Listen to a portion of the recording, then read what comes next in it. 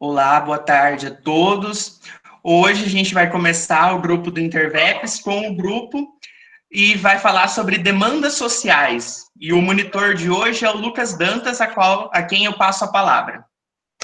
Boa noite, boa tarde, boa noite a todos. Esse finzinho de tarde, começo de noite. É um prazer estar com vocês aqui. Queria deixar registrado também a adição do nosso querido amigo Pancote, que se recuperou. A gente estava torcendo muito por isso. A Heloísa é uma amiga querida minha desde a época do mestrado, há muitos anos. Então eu fiquei muito contente. E quem puder, fique em casa, porque está cada vez pior. A gente vai falar um pouco disso hoje no grupo também. O nosso grupo hoje é sobre litígios estruturais e inclusão social. Como os litígios estruturais podem ser uma alternativa à inclusão social. E não necessariamente estou falando de inclusão de pessoas com deficiência. Eu estou falando de inclusão num termo lato, ou seja, inclusão de qualquer minoria ou de qualquer contingente populacional que esteja sendo de uma forma vulnerabilizado pela sociedade. Nós contamos hoje com o Álvaro Graça, o Augusto Franini, o José Antônio, a Nina Albieri e o Matheus Belon. O Álvaro e o Augusto são discentes da graduação da UEMB. A Nina Albieri é advogada mestranda da UEMB. O José Antônio é policial rodoviário, é mestre pela UEMB. E o Matheus Belon é advogado mestre pela UEMB. Bom, eu só sou monitor, direcionei os estudos e a palavra da Buenas, começando pelo Álvaro. Bom, boa noite, pessoal. Eu pretendo trazer hoje um tratamento mais teórico em relação ao estado de coisas inconstitucional, fazer uma relação do estado de coisas inconstitucional com o neoconstitucionalismo, justamente pelo fato do neoconstitucionalismo, em sua essência, apresentar um ponto de vista contrário ao cenário em que é reconhecido o estado de coisas inconstitucional. Então, ao início, julgo importante nós compreendermos o que é o constitucionalismo e aí sim compreendermos a perspectiva do neoconstitucionalismo. Canotilho define o constitucionalismo como uma técnica específica de limitação dos poderes com fins garantísticos. Então, percebamos que a essência do constitucionalismo, ela se concentra no controle do poder, sobretudo do poder político.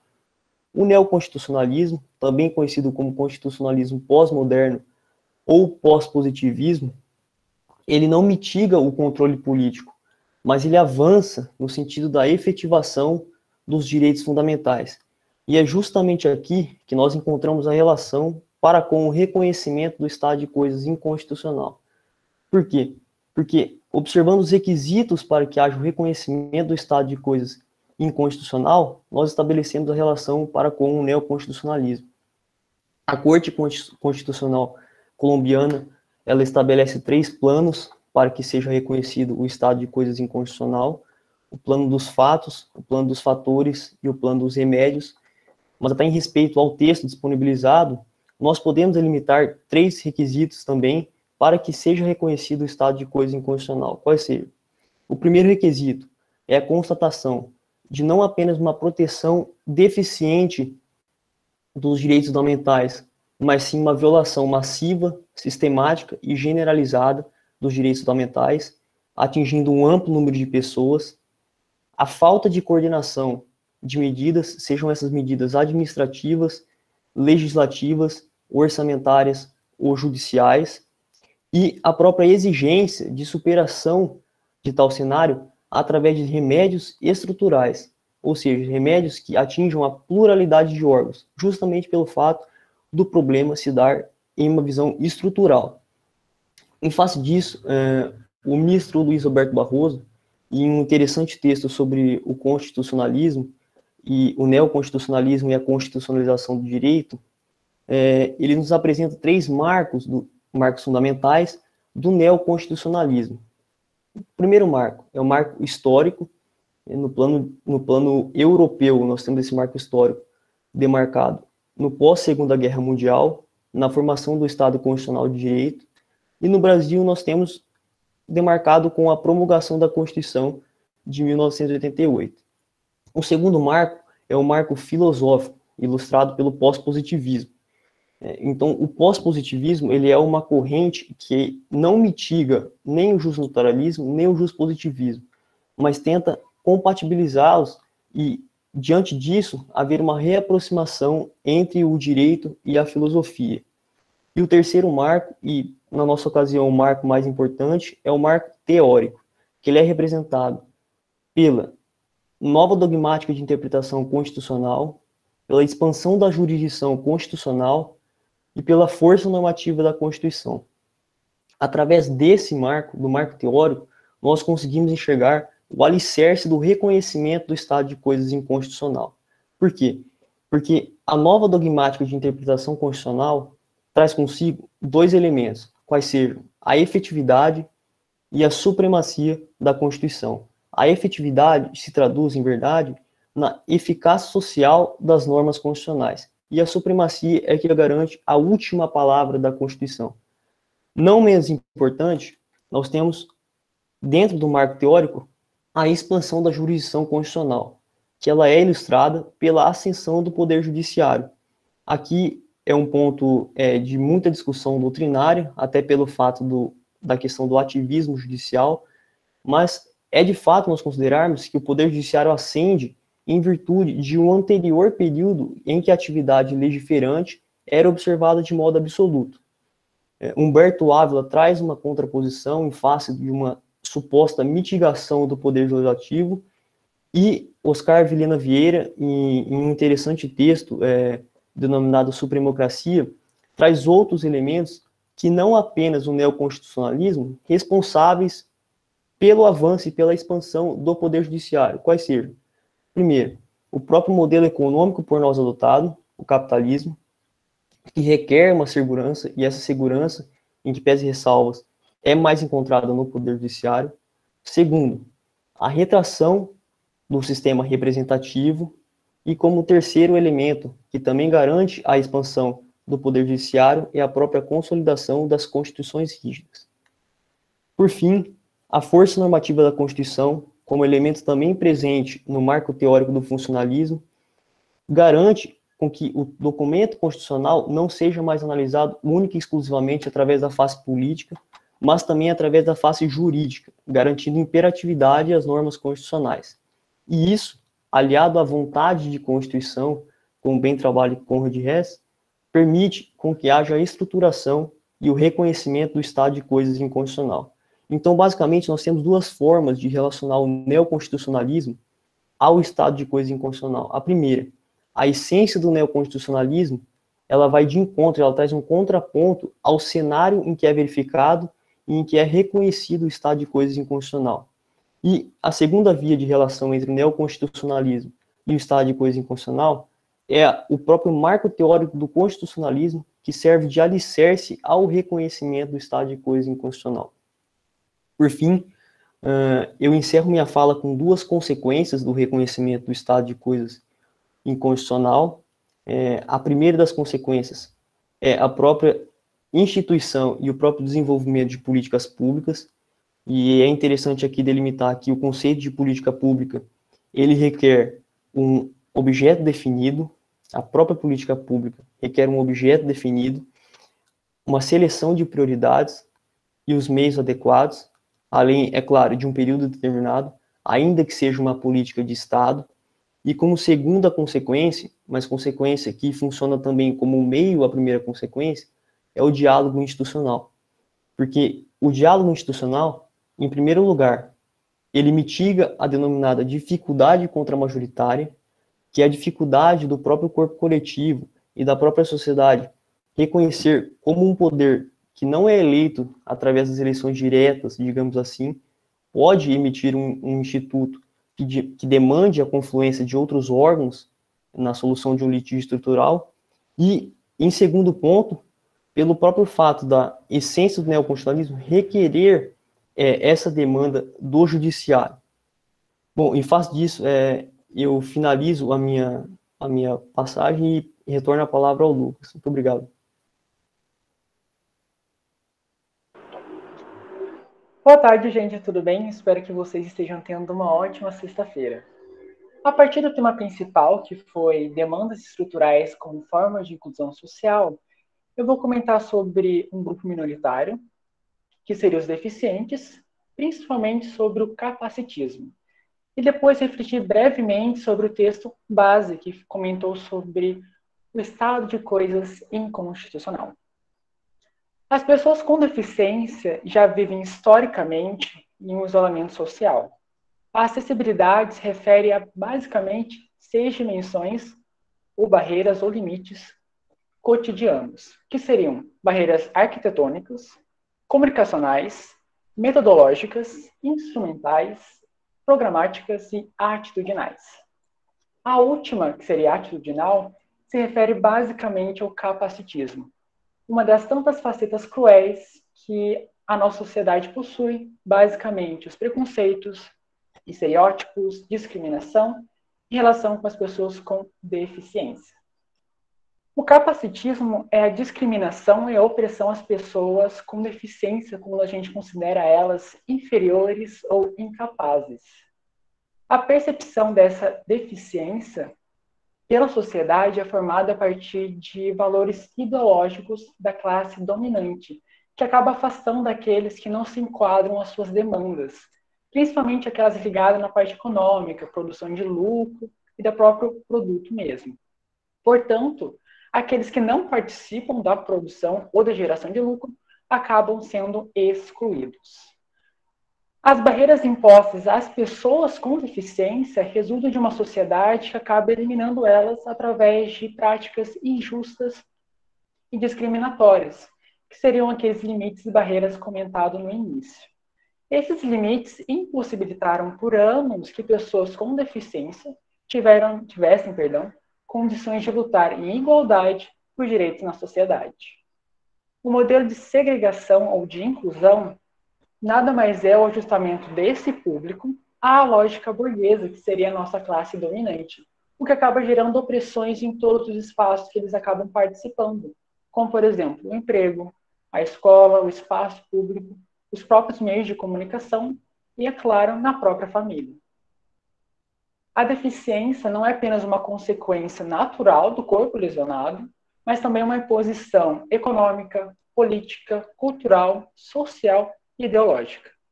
Qualquer que seja a natureza da deficiência, os principais desafios residem na qualidade das interações com o ambiente, seja esse na própria relação social ou na parte física. As nossas atitudes aos deficientes, como também políticas públicas, apenas favorecem e sustentam a cultura do capacitismo. A única alternativa é a ruptura com o pensamento excludente e substituí-lo por algo, ou pelo menos uma visão mais inclusiva. As políticas de inclusão existentes não superam ou rompem com os elementos que originam a desigualdade, porque elas já estão enraizadas à lógica vigente. Com a pandemia do Covid, o capacitismo se aprofundou ainda mais. A gente conseguiu isolar aqueles que já estavam isolados. A pandemia trouxe a proposta de podermos, talvez, pensar em novas formas de atuação com as pessoas de deficiência. Estamos vivendo em um tempo de excepcionalidade. Mas, mesmo assim, segundo Boaventura, a sanha neoliberal quer nos fazer acreditar que podemos viver um novo normal. Como caso prático, temos uma aluna de graduação aqui mesmo da UEMP, que é portadora de necessidades especiais visuais. Na pandemia, ela requereu meios de acessibilidade para o aprendizado, que no caso seria o acesso às matérias, ou pelo menos aos materiais em braille. A UEMP, sendo uma instituição pública de ensino, poderia garantir esse pedido? A UEMP realmente tem todos os meios necessários para garantir esse pedido? A pandemia não só violou os direitos à educação, como também, no caso apresentado, também acabou violando outros direitos e setores, principalmente aqueles que atuam diretamente contra a pandemia, como um sistema já falho, extremamente importante, que agora se encontra em colapso, que é o nosso sistema de saúde. Para uma reflexão com um texto base, é notável que o estado de saúde brasileiro está em colapso. Portanto, quando a gente percebe que há uma violação massiva e generalizada dos direitos fundamentais, como o direito à saúde e até mesmo o próprio direito à vida, e somado também à falta do devido amparo dos poderes públicos, poderíamos ou não declarar um estado de coisa inconstitucional na área de saúde. Vemos cada vez mais a priorização do mercado em detrimento do Estado e da comunidade. Escutamos quase diariamente sobre a privatização dos bens sociais coletivos, como a própria saúde e a educação. A pandemia mostrou de uma maneira cruel como o capitalismo neoliberal incapacitou o Estado para responder às emergências. Em momentos de crise, como a gente está vivendo hoje, os principais direitos assegurados pelo nosso ordenamento foram realmente defendidos pelo Estado? A pandemia afetou igualitariamente ou evidenciou ainda mais as desigualdades cotidianas. O grande desafio do poder público, da sociedade organizada e de nós, os cidadãos, é buscarmos soluções para resolver esses problemas enraizados e estruturados, como o capacitismo, na tentativa de não só incluir esses grupos minoritários, como os portadores de necessidades especiais, mas também preservar os direitos fundamentais, conforme o neoconstitucionalismo.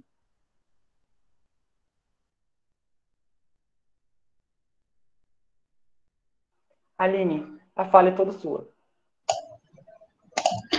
Obrigada, Augusto. Boa tarde a todos e a todas.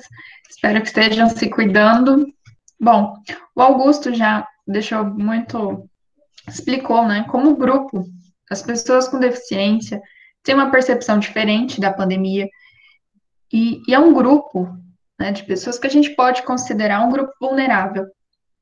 E pensando nesse assunto, eu fui resgatar um livro, ó, Hora do Merchan, um livro que tem vários professores da UEMP e estudantes também, que é Minorias e Grupos Vulneráveis, para eu pensar quais outros grupos, né, nós temos. E nesse livro aqui a gente percebe que nós temos os grupos, né, da população negra, dos casais homoafetivos, grupos religiosos, grupo das mulheres, quilombolas, minorias étnicas, crianças, adolescentes, idosos, imigrantes, enfim, vários grupos. O que eu quero dizer com isso?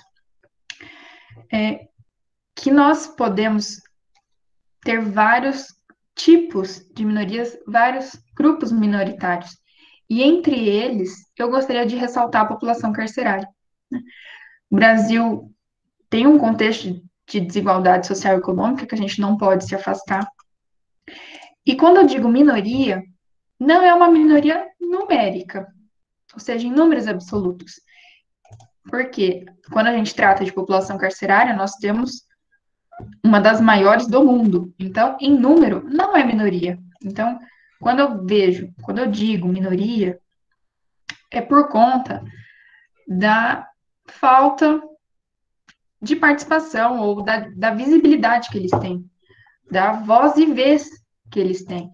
Ou seja, eles não sentam à mesa para negociar com os outros grupos, né? E isso é um problema a ser enfrentado.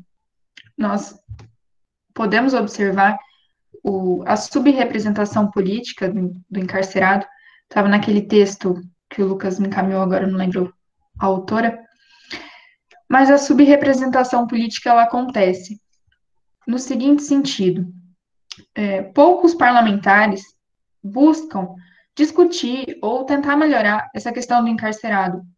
É um tema impopular dentro do parlamento, né? Não é prioridade, não está nas pautas políticas. Muito pelo contrário, a gente hoje vê discursos de aumento de pena, questões penais, mas não pensando em direitos dos encarcerados, né? Então, e aí quando a gente se depara com essa subrepresentação política, o que eu queria chamar a atenção para vocês é a importância de termos um apelo democrático. Qualquer área do direito que a gente for estudar, eu acho importante a gente sempre utilizar aquele óculos, né? com uma lente dos direitos humanos e uma lente do direito ambiental. E dentro disso, um viés democrático. Você tem que enxergar as coisas a partir de um olhar democrático. E isso significa o quê? Incluir todas as minorias, incluir os grupos que estão à margem.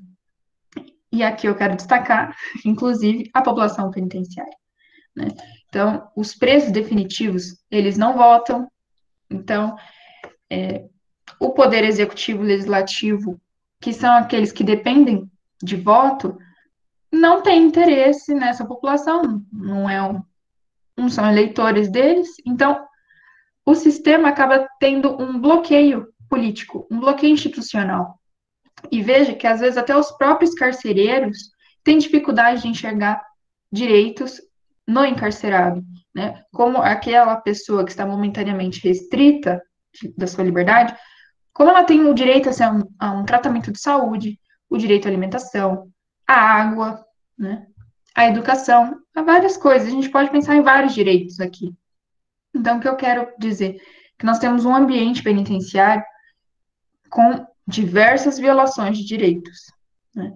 É um ambiente majoritariamente insalubre, precário, com problemas de superlotação, superpopulação. Nós temos altos índices de encarceramento e a nossa estrutura, ela não acompanha esse aumento. Então, a precarização das unidades penitenciárias é um cenário comum, e é comum a todos os estados do Brasil, né?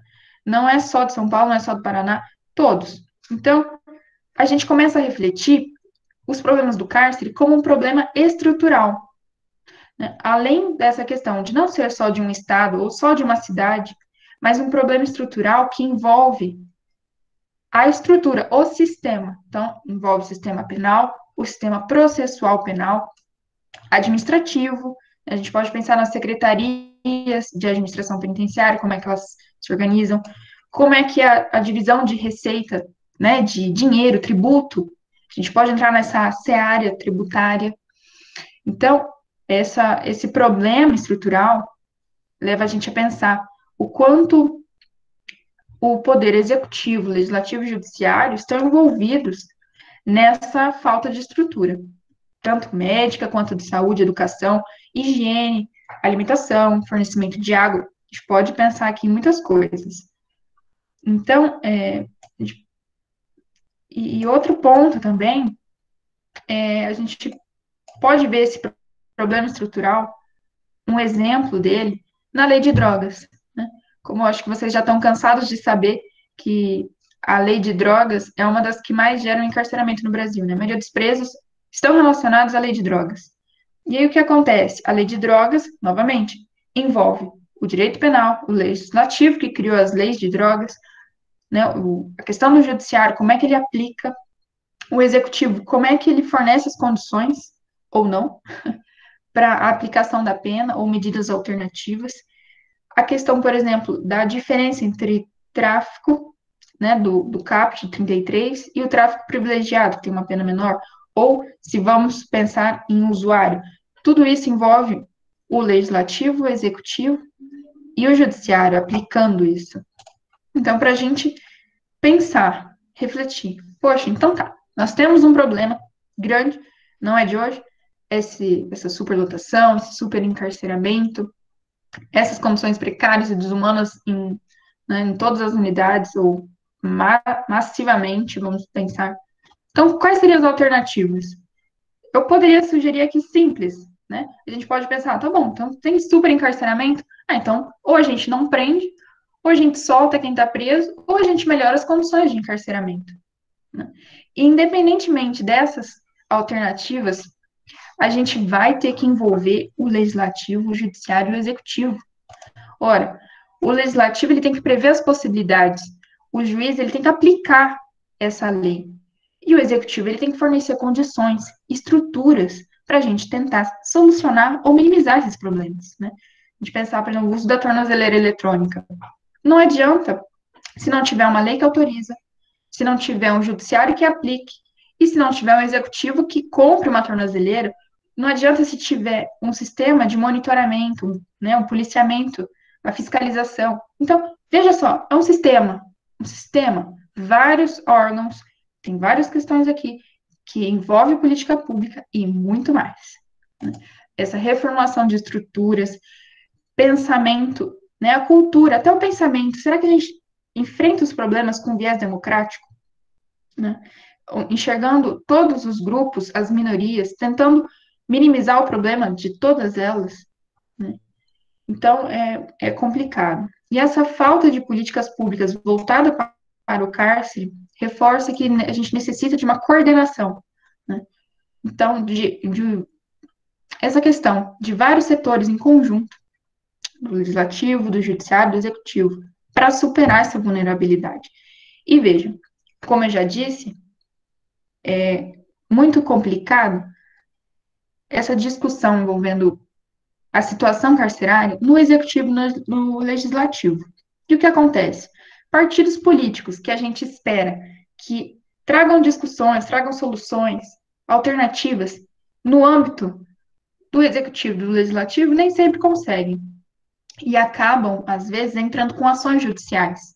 Nós temos partidos políticos acionando, entrando com ações de controle de constitucionalidade para tentar solucionar esse problema do cárcere. Nós vemos a ADPF 347, mas também temos outros caminhos processuais. A gente pode pensar em ações coletivas, né? Mas cada caminho processual vai ter a sua especificidade, né? Seu rol de legitimado, seu juiz competente, seu alcance da decisão.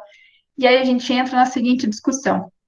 Será, então, que essa situação de massivas violações no cárcere, a gente pode pensar num estado de coisas inconstitucional? O nosso Supremo, ele reconhece isso? E quais os efeitos disso na prática, né? Ele declara, e aí?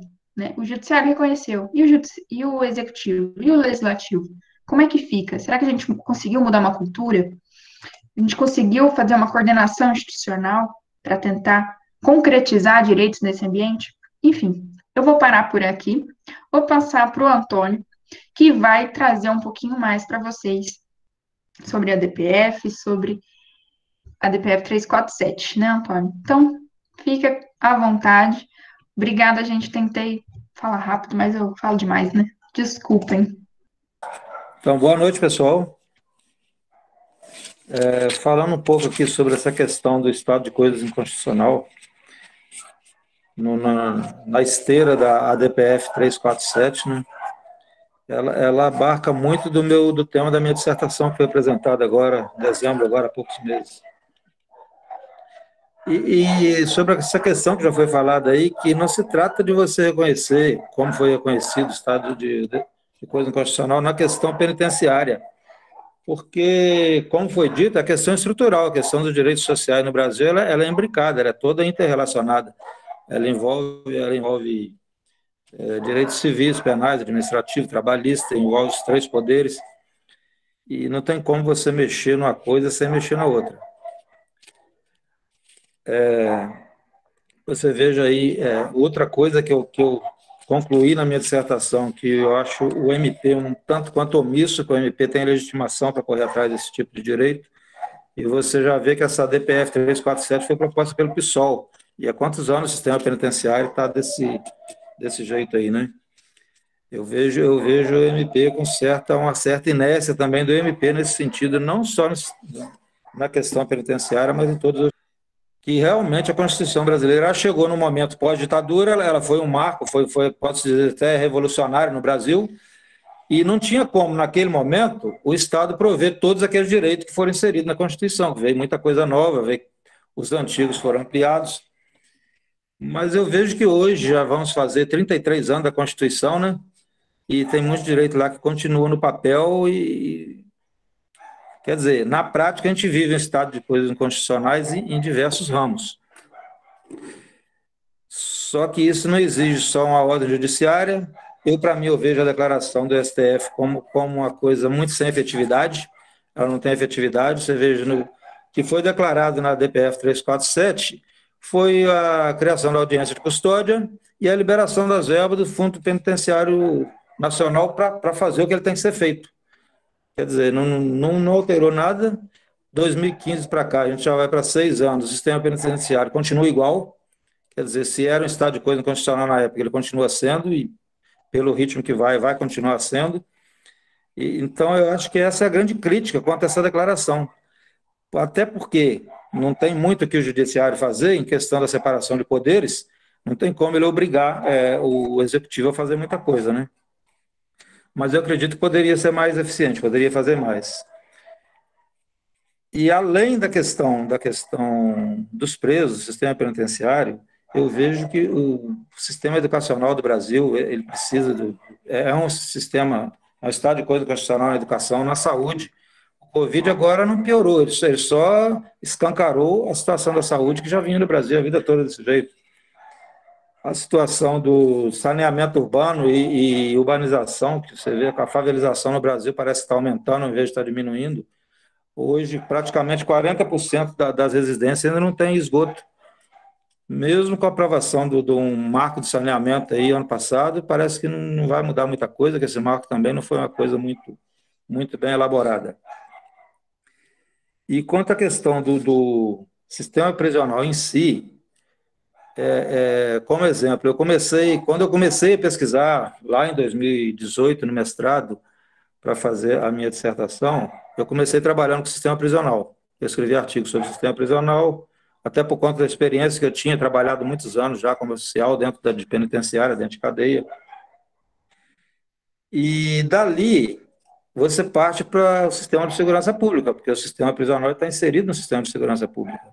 Aí, quando você vai pesquisar um pouco mais como que funciona o sistema, você vai ver que está tudo inserido no rol dos direitos sociais, que o sistema de segurança pública está intimamente ligado com a questão da exclusão social. E a exclusão social vem da inércia dos poderes públicos, como foi colocado na DPF 347. E a segurança pública como um todo, que eu vejo o penitenciário como uma parte da segurança pública. Eu não posso nem falar muito da segurança pública aqui, que está sendo gravado, né, e vai que eu perco meu emprego depois, mas também é uma situação caótica. Bom, concluindo, do mesmo jeito que eu concluí na minha dissertação, é o mesmo raciocínio que foi feito nessa DPF 347, que, no sentido de que a inércia, a omissão ou insuficiência dos poderes públicos na prestação dos direitos sociais, e isso a gente vê no Brasil hoje, sempre viu e continua vendo, essa ineficiência, essa omissão, essa inércia, essa falta de efetividade, ela provoca exclusão social.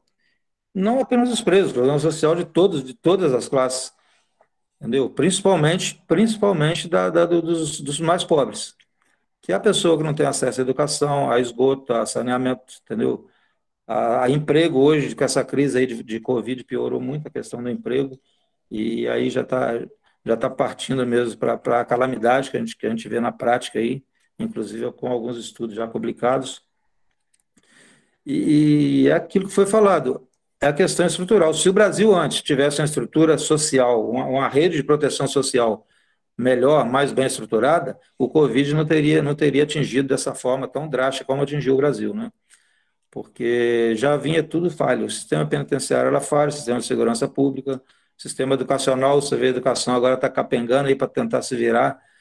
No nosso caso, não, mas no caso da educação de ensino fundamental, de ensino médio, está complicado para conseguir manter essas aulas à distância, porque você já não tinha uma boa estrutura antes. E tudo previsto na Constituição.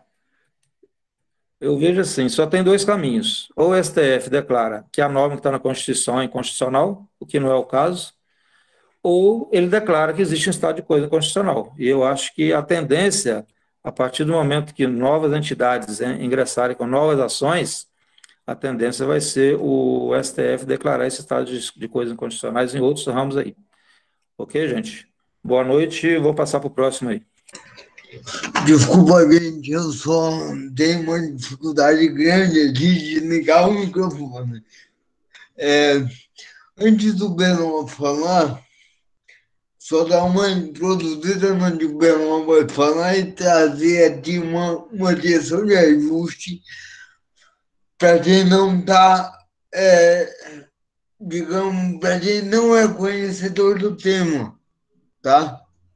A DPF 347 de 2015, ela julga a existência de uma inconstitucionalidade da superlotação carcerária, haja vista o número de vagas ser muito inferior ao número de presos existentes, como a Aline trouxe a questão da lei de drogas, explodiu o número de presos após 2006, e como o José Antônio trouxe agora, nós temos então falhas estruturais no sistema, e essas falhas estruturais são devidamente e empiricamente comprovadas. Teve um estudo da Clínica Jurídica da Universidade Estadual do Rio de Janeiro, demonstrando que havia 300 mil vagas no sistema e 600 mil e poucos presos em 2013. Em decorrência disso, surgiu a DPF 347. Feito esse recorte, eu vou passar para o Matheus Belon, que acabou de defender a dissertação dele, mestre Matheus Belon também, vem aqui trazer algumas críticas importantes ao litígio estrutural, porque nós acreditamos também que ouvir o contraponto é muito importante. Pode ser sua, Matheus. Primeiramente, aí, boa noite a todo mundo, né? O grupo está cheio, isso é sempre muito bom. Agradeço aí ao Lucas também por me convidar, né, para falar um pouco sobre o ECI, sobre esse contraponto. Acho que é muito importante a gente ver várias teorias, né, várias maneiras de compreender um fenômeno jurídico. Então, na minha dissertação, eu busquei compreender os motivos por trás, né, de uma mudança de ferramenta jurídica para lidar com as questões dos presídios, né? Porque se na década de 80, ali, final da década de 80 para frente, a gente ainda tinha uma noção de que a norma da Constituição ela ia salvaguardar e proteger os direitos das pessoas, em algum momento de 2000 para frente, 2010 para frente, a gente já tem, então, a incidência aí de um mecanismo extraconstitucional que a gente emprestou da Colômbia. Então, eu comecei a estudar o que há por trás, né, desse movimento. Apenas para fincar em questão de bases teóricas, eu rechaço que o que é muito famoso dentro do meio jurídico, essas possibilidades de a gente pensar que as coisas elas acontecem primeiro na cabeça do jurista, depois vira uma lei ou uma medida, e então a realidade se transforma.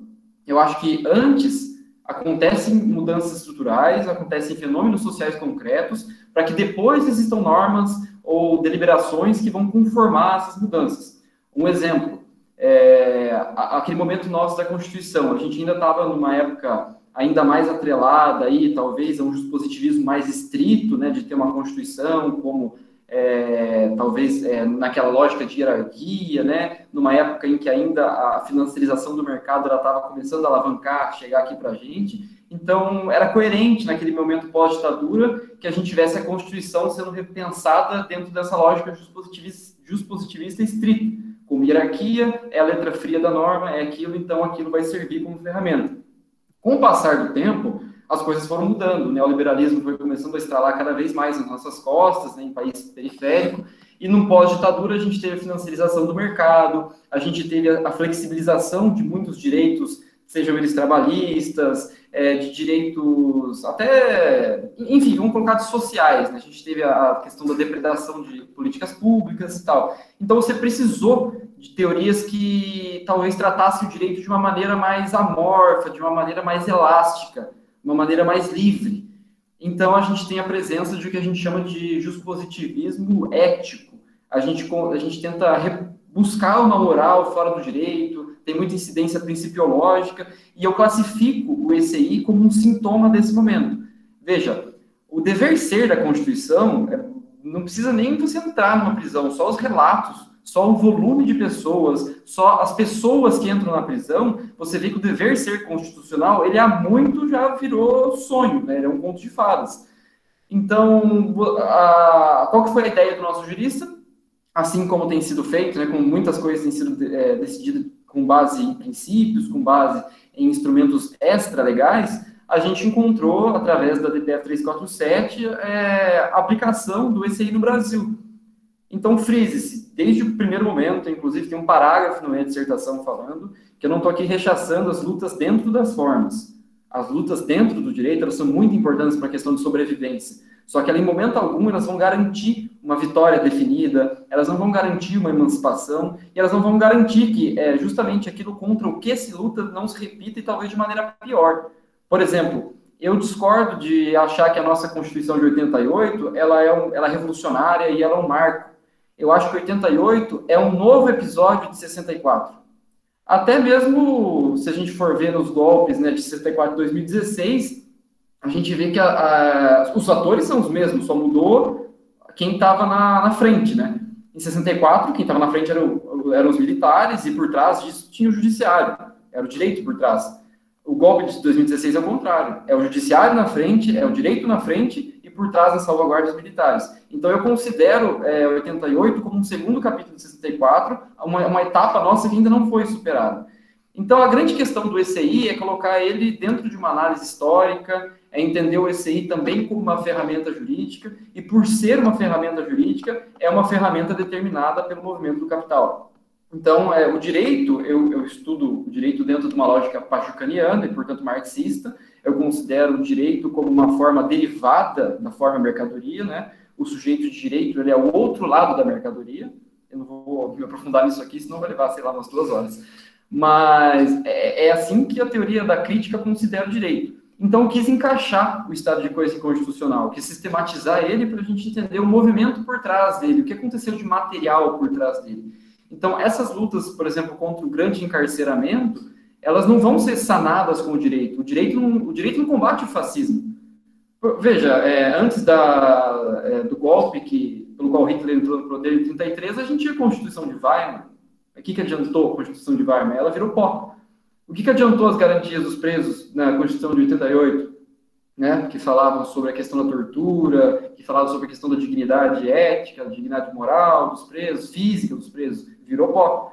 Então, essa é a grande questão. Inclusive, a Constituição também, na seara administrativa, ela, se você for analisar friamente, ela talvez até aumenta a questão da liberdade de atuação das polícias. Então, tem até um artigo do Berkovitch muito interessante sobre como que o núcleo dela, né, a questão material dela, ela acaba, na verdade, sendo até menos democrática que muitas leis e muitos ordenamentos jurídicos da ditadura. Mas, então, é justamente essa questão, é entender que o direito ele não é uma chave para uma emancipação, ele não é uma chave que vai, em momento algum, fazer com que a gente deixe de experimentar coisas que o direito acaba concedendo. Além desses 2 exemplos que eu citei, tem a questão dos direitos trabalhistas, por exemplo, né? A reforma trabalhista destruiu praticamente a CLT. Então, a grande questão a luta dentro do direito ela é importante, é uma luta imediata, é uma luta para tentar estancar, como se fosse um band-aid, mas ela não tem garantia de que vai sobreviver, ela não tem garantia de que condições materiais vão colapsar esses ganhos. Então, a grande luta é para fora do direito. E, nesse sentido, qual seria o papel do jurista? Seria a crítica do direito. Seria justamente colocar o direito no lugar dele, mostrar, estudar o direito fora da norma, algo mais relacionado junto com as outras ciências sociais, para a gente entender de quem é a arma do direito.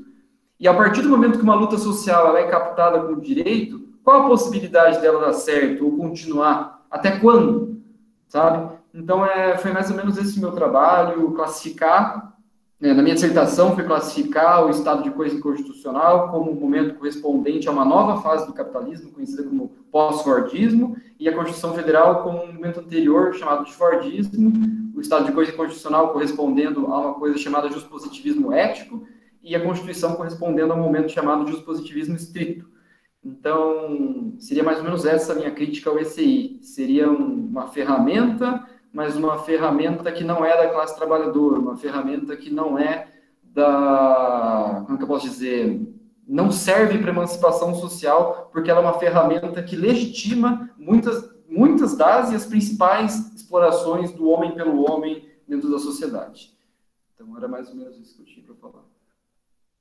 Bom, gente, obrigado ao grupo, obrigado a todos. Ao Álvaro, ao Augusto, à Nina, ao José Antônio, ao Matheus. Eu acho que a gente quis trazer pontos e contrapontos. O litígio estrutural, ele é antecessor do ECI. O ECI é talvez a coroação do litígio estrutural. O litígio estrutural, ele surgiu entre a década de 60 e a década de 70 nos Estados Unidos, tendo como maior autor exponencial o Owen Fis. Tem um livro muito bom do Owen Fis, Na Juruá, tá? E é um livro muito bom, e ele eclode depois, na década de 90, na Colômbia, com o estado de coisas inconstitucional. Dentro de... Oi. Dentro desses pontos e contrapontos, nós temos aqui no Brasil uma teoria nascendo a nível da Corte Constitucional Brasileira, que é o STF, e cabe a nós pesquisar e ajudar a aprimorar ou rechaçar essa teoria. Mas cabe a nós entender ela e verificar se ela é uma possibilidade de inclusão social e efetivação de direitos fundamentais para grupos específicos. No mais, reitero o agradecimento a todos. Marco, muito obrigado pela oportunidade. Agradeço também ao professor Renato por ter autorizado fazer esse grupo. Muito obrigado. Eu que agradeço, Lucas, agradeço também ao Álvaro, ao Augusto, à Aline, ao José Antônio, ao Matheus Beló, que participaram do grupo também. Esse assunto muito importante, o estado de coisas inconstitucionais, né? Acho que a gente já passou por ele em algumas outras vezes em outros anos, no Interveps, em algumas outras reuniões, mas a gente sempre tem pontos a discutir, sempre está sempre atual a discussão. Bom, eu vou encerrar a gravação aqui, mas a gente continua com o debate. Muito obrigado.